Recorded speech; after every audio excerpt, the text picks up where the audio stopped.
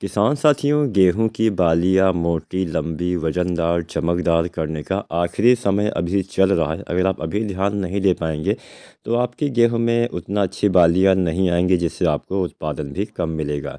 नमस्कार किसान साथियों, एसआरजे खेती चैनल पे आपका स्वागत है। चलिए वीडियो स्टार्ट करते हैं। किसान साथियों, यहाँ पे हम 4-5 चीज़ें आपको बताएंगे जिससे आपकी गेहूं की बालियां भी लंबी आएंगी, मोटी आएंगी, वजनदार दाने आएंगे, दाने का भराव अच्छे से होगा, दाने में चमक अच्छे से आएगी। तो आज की ये पूरी वीडियो अगर आप देखते हैं तो ही आपको सही और सटीक जानकारी मिल पाएगी। आप हमें नीचे कमेंट के माध्यम से यह अवश्य बताइएगा कि आपकी गेहूं में अभी बालियां निकली हैं या नहीं निकली हैं, ताकि हम उस हिसाब से वीडियो बना सकें। तो चलिए, फ़िलहाल जिन किसान साथियों की बालियां अभी नहीं निकली है उनके लिए यह वीडियो बहुत ही खास होने वाली है। तो अगर आप चाहते हैं कि बालियों की साइज़ अच्छी आए तो आपको पोटाश तत्व की पूर्ति समय से करनी पड़ेगी। पोटाश की कमी से बालियां छोटी, पतली, कमज़ोर हो सकती हैं, दाने का भराव सही से नहीं हो सकता है। तो पोटाश, अब अक्सर आपने देखा होगा कि हम बुआई के समय डीएपी डालते हैं, यूरिया डालते हैं, लेकिन हम पोटाश का इस्तेमाल उतना सही से नहीं कर पाते हैं। हो सकता है पोटाश की कीमत ज़्यादा होने से भी हम ऐसा ना कर पाते हों। तो अगर आपने अभी तक, अगर आपकी गेहूँ की बालियाँ नहीं निकली हैं और अभी तक आपने पोटाश नहीं डाला है, तो यहाँ पे आप पोटाश की पूर्ति अगर आप करते हैं तो आपको फ़ायदा मिलता है।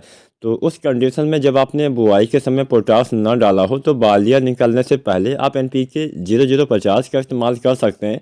इससे पोटाश इसमें 50% और 17.5% सल्फर पाया जाता है, जिसके इस्तेमाल से पोटाश की पूर्ति कुछ मात्रा में इस अवस्था में होने से आपकी बालियों का निर्माण अच्छे से होगा। इसका इस्तेमाल गबोट अवस्था में आप उस कंडीशन में कर सकते हैं जब आपने बुआई से लेकर गबोट अवस्था तक पोटाश वाली कोई भी खाद मिट्टी में या फिर किसी भी विधि से न डाला हो।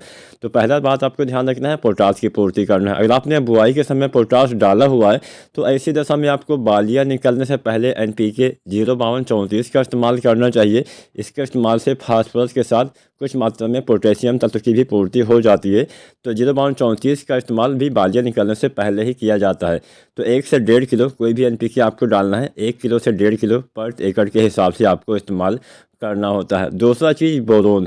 बोरोन की पूर्ति अगर आप करते हैं तो बोरोन से आपको फ़ायदा ये मिलता है कि दाने का भराव सही से होता है। बोरोन की कमी से कई बार पोलिनेशन सही से ना होने से दाने का भराव सही से नहीं हो पाता है। तो पर परागण में बोरोन बहुत ही अहम योगदान करता है, पराग नली के निर्माण में मदद करता है। बोरोन के वैसे तो बहुत सारे कार्य होते हैं, लेकिन फिलहाल इस समय अगर आप बालियाँ आने से पहले डालते हैं तो बाद में जब बालियाँ निकल आती हैं तो पोलिनेशन प्रक्रिया सही से होने से दाने का भराव सही से हो पाता है।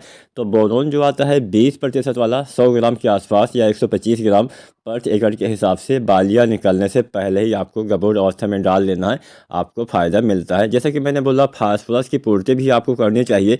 अब गबोट अवस्था में क्योंकि आप एनपीके 0.34 डालते हैं तो फास्फोरस की पूर्ति हो जाती है। अब फास्फोरस का इस अवस्था में काम होता है कि पौधे के जो जड़ों के द्वारा भोजन का निर्माण होता है उसको आपके पौधे के बालियों तक, मतलब जहाँ भी पौधे को इस समय भोजन की आवश्यकता पड़ती है वहाँ तक पहुँचाना।